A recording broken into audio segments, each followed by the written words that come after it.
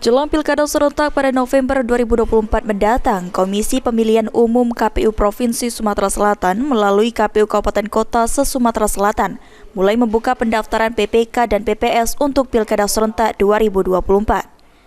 Menurut Komisioner KPU Sumsel Divisi SDM Rudi Pangaribuan mengatakan, nantinya dari 17 kabupaten kota se-Sumatera Selatan, pengumuman seleksi calon anggota PPK dimulai pada tanggal 23 April 2024 hingga 29 April 2024 dan akan dilantik pada tanggal 16 Mei 2024.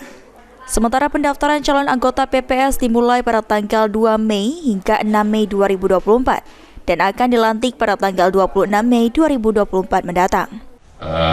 Pengumuman pendaftaran calon anggota PPK.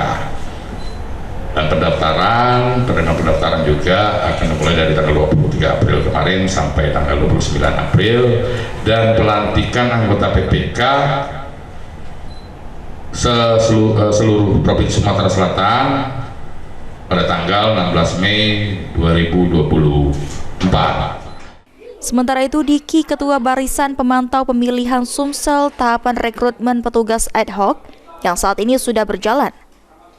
Pihaknya akan melakukan pemantauan dalam rekrutmen petugas ad hoc baik PPK maupun PPS agar tidak terjadi kasus suap pada saat pelaksanaan rekrutmen yang dilakukan KPU di 17 kabupaten kota di Sumatera Selatan.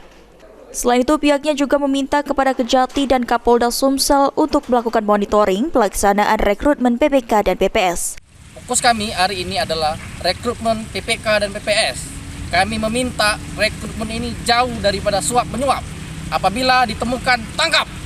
Dan kami akan mengawasi, memonitoring, meminta kepada Kejati Sumsel, Kapolda Sumsel untuk mengawasi rekrutmen PPK dan PPS Pilkada Sumatera Selatan 2024 di 17 kabupaten kota. Firman Hidayat, Eki Saputra, PAL TV.